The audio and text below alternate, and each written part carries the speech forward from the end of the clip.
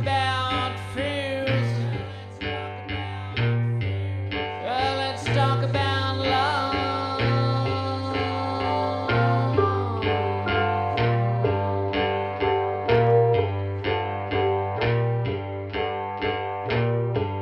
Yeah, I got fears, but I ain't got no love. Okay, so today on Unsolved No More, I want to talk about the murder of Kaitlyn Arquette. Now, the reason I want to talk about this is because we can learn from it. There's a lot of things that we can learn from it, and that's what I want to get into today. Now, how I became acquainted with this case was Unsolved Mysteries, the old one, not the new one. I get inspired sometimes when I watch those old shows, especially the reruns, and this one had an update.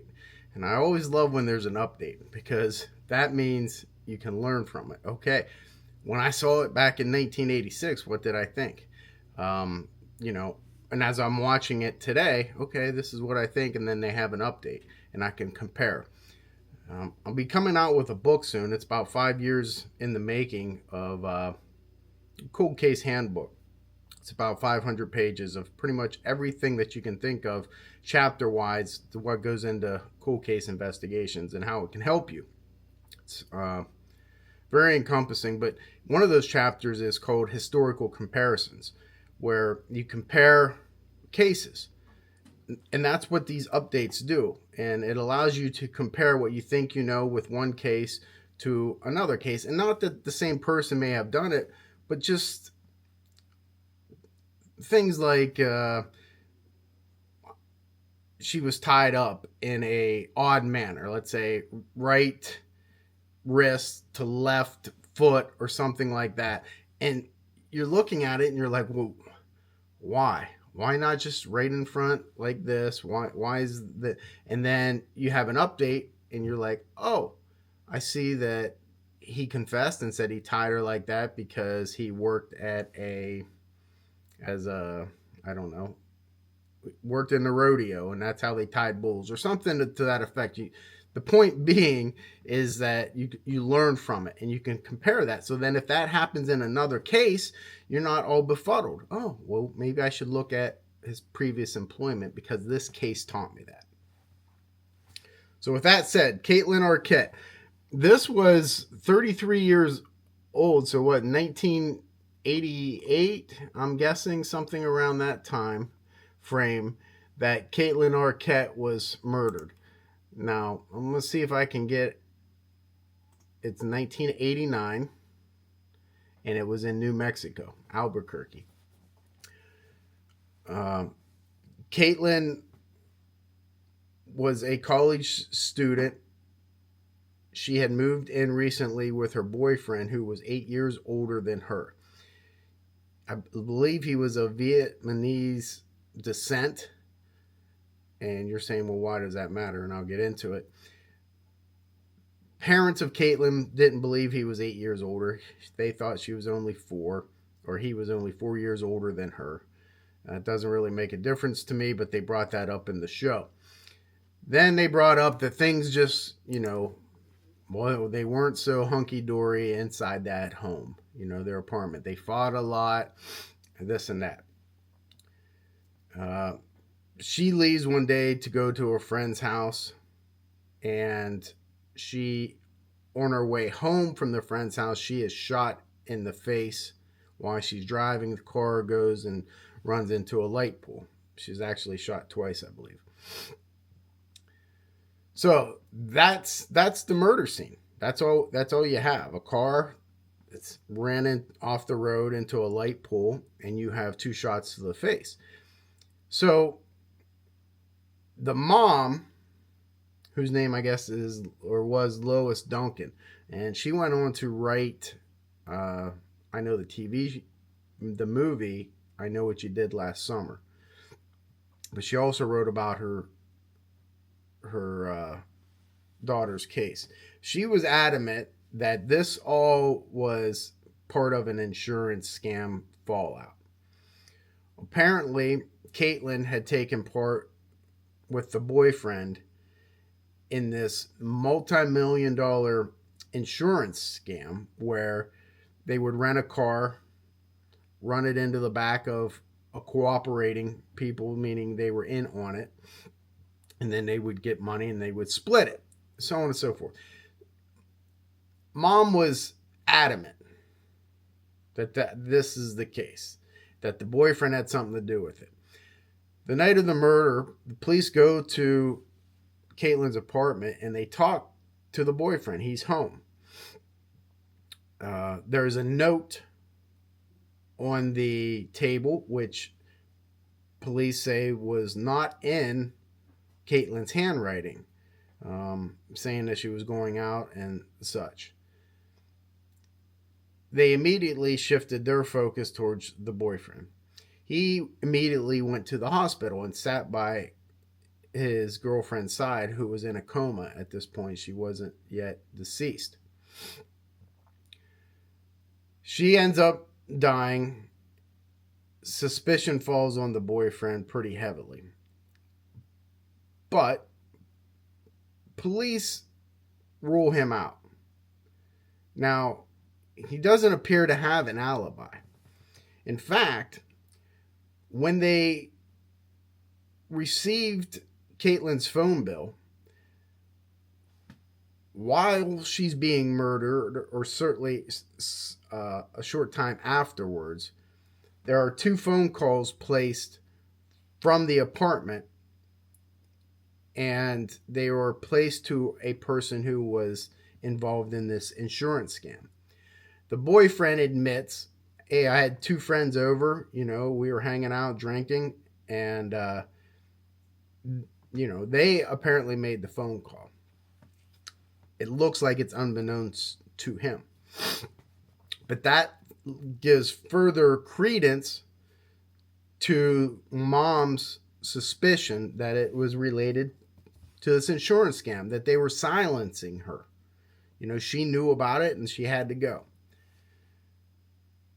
Now, while I'm watching this, my immediate thought goes to the boyfriend, especially when the note, but they showed part of the note. It certainly didn't look like it was in male's handwriting to me. It did look different a little bit from Kaitlyn's, but it still looked female-ish, if you can tell that. But you always want to look where? Yes, inside the home, but for what? You always want to look for conflict first. So that's why my attention went to the boyfriend. And, he is older. And sometimes that I've seen in my experiences, older males tend to dominate and control younger females. Not at the beginning of a relationship, but as it progresses. No, not all the time, but I've seen it. So that's why my initial thoughts went to him. The insurance scam never played into my thought process. To me, that's just one of those red herrings, it's almost like a conspiracy where you're searching a little bit too far. You have to rule it in or out, but you have to look at the practical side of things. Greed, sex, or revenge. It certainly could have been greed, okay? But are they going to silence her, for this little insurance scam? Now, they claim that it was worth millions of dollars, but why not silence the boyfriend or somebody else? Why her? There was no indication she was threatening to tell or go to the police, or that she had. So that didn't make sense to me. I quickly went off of the boyfriend angle. Why? Why do you think I went off of him? Initially, I'm like, yeah, okay. Because of the location and the weapon choice there. A gun while she is driving. That makes 0 sense for a personal rage, anger, retaliatory type murder. Usually, that's going to happen inside the home. Why? Because that's where normally a conflict will take place. Now, that's if it's a rage-induced homicide. You grab you grab something, a weapon of opportunity, those heavy ashtrays that we had back in the 80s, you hit them with that, you take a cord from the blow dryer, and you choke them. That's anger retaliatory, that's personal, that's there in the home. That's what I would expect to see if it was a boyfriend, not like a drive-by shooting. Okay? So I ruled out the boyfriend. But now I'm stuck. I'm like, this is weird. So they eventually, the police arrest, I believe, 3 teenagers who were driving a Camaro. And there happened to be a witness who said they saw this Camaro chasing Kaitlyn in her car. So they find the Camaro, they arrest the 3 boys, and they say, hey, they did it. It was a random act, and these boys were responsible. Well, come to find out a couple weeks later, after, something that they should have done to begin with, is they found out that the shooter, who they claimed it was actually locked up already the night of the murders. Now, I know mistakes happen, okay? But this, again, is something that really gets me angry. When you publicly arrest somebody for a murder and you have no evidence, because the pressure that you feel that you have to solve a case. That's how innocent people get convicted. And here, they didn't get convicted, but they got arrested. So, that is twofolds, right, of learning. One is, you don't arrest somebody unless you have evidence. 2, that witness is completely wrong.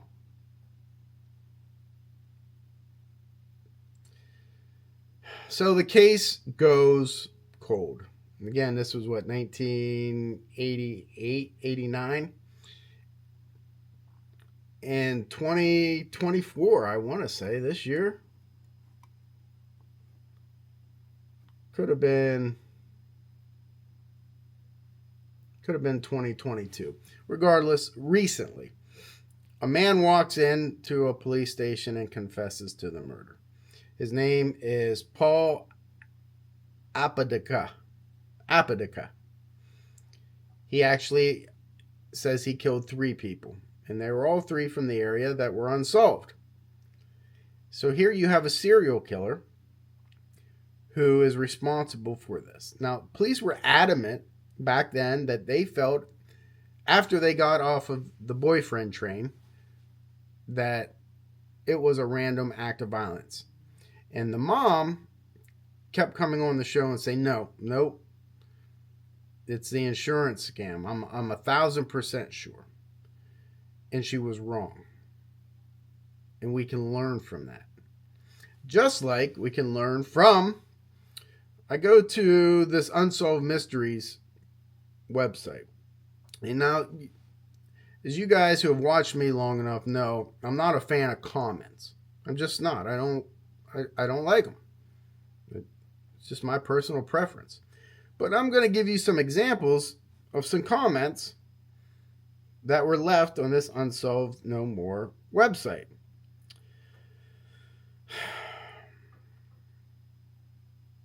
She was definitely killed to keep quiet. The insurance scam was just the beginning, though. Poor Kate wound up in much deeper. Wrong.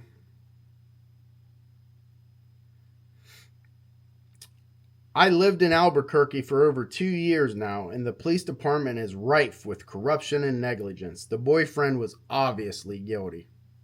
Wrong.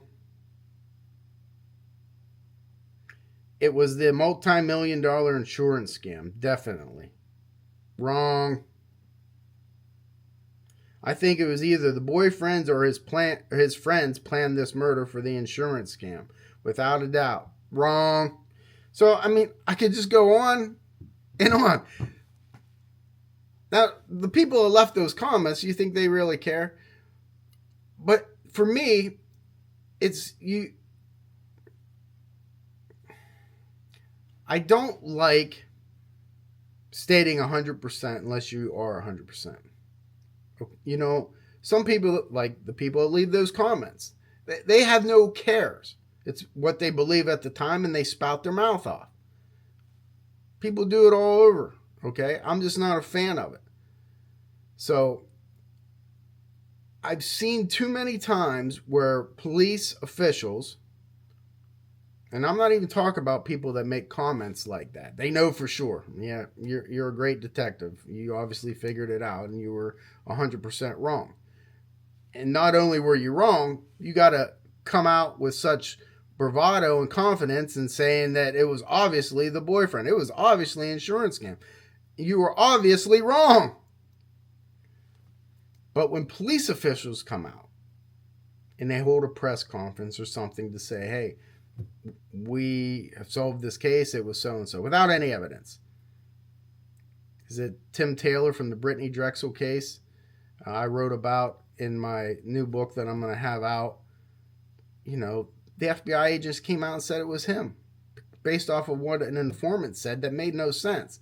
That he witnessed, he was there to get drugs, he witnessed her get gang raped and shot and then fed to the alligators. Come on.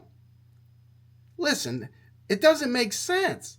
And you as an FBI official are like, yeah, we're solving it. We're going to take the credit. And you go out and you hold a press conference and you're completely wrong because it ends up being a guy named Raymond Moody who was a sexual predator from the area. Which, if you'd have known anything about the case, you'd have known that that was more than likely what occurred to begin with. But you ruin this guy's... Now, I don't care if he's a drug dealer. So that's what some of you guys are saying. It's probably what the police are saying. Oh, he's a drug dealer. Who cares if his name gets tarnished? I care.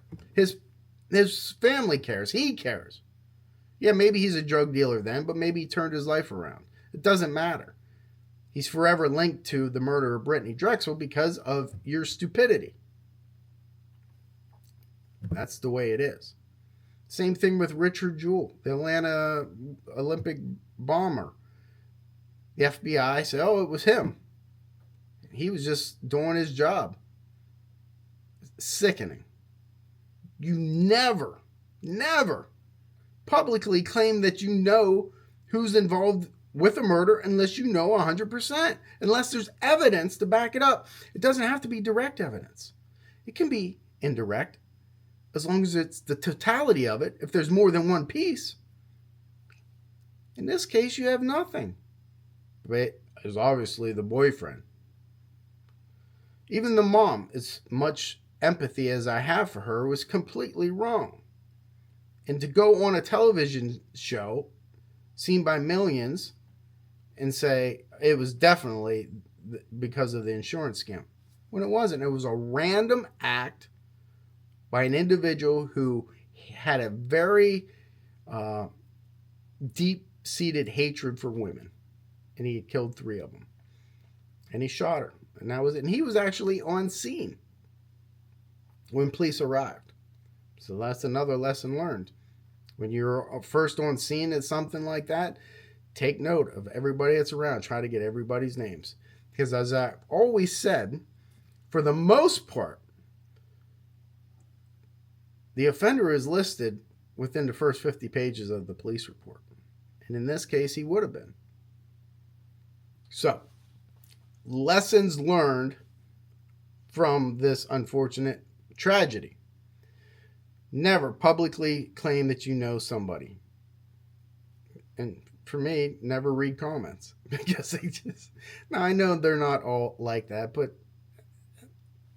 you don't know. So don't stick your chest out and say 100%, from your mom's basement and write that you know that the boyfriend's responsible because of the insurance scam. You have no evidence of it.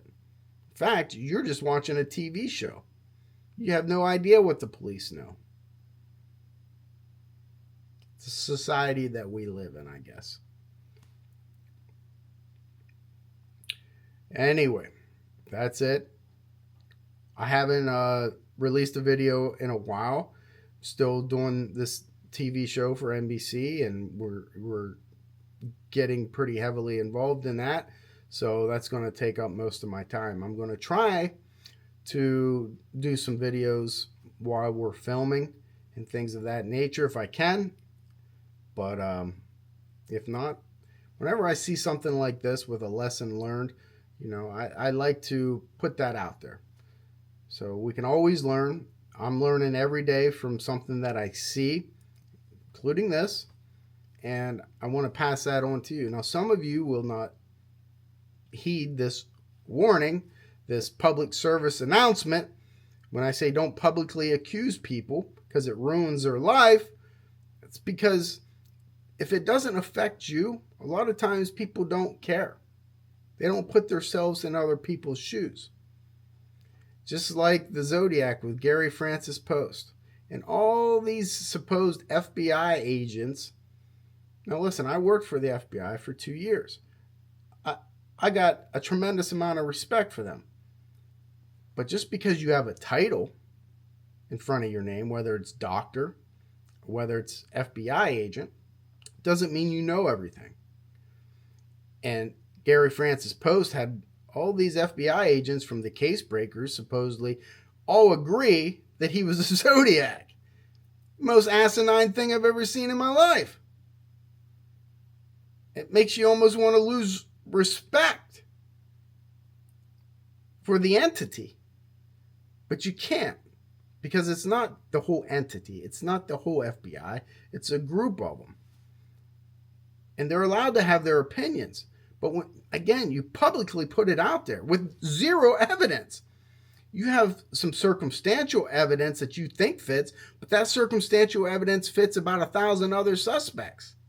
But yet you want to be the one who solves the case and be on TMZ and have TV shows made about you. And it's ridiculous. And those people need to be put in their place. You have to stay in your lane, bro. You like that? That's my new millennial. Is it millennials anymore? Any generation that's younger than me, I say millennials. But stay in your lane. Too many people, too many experts thinking they know things before they really do. And it's a shame that they can spout that off and people believe it. Why? Because they get more credibility because they are an FBI agent or they are a doctor. And it's nonsense. You follow the evidence. In this case, with Arquette, there is no evidence. You have an eyewitness who says a Camaro was chasing this people and you think, or the victim, and then you think you find it. And so you arrest these people and then you find out, oh wait, he was actually in jail.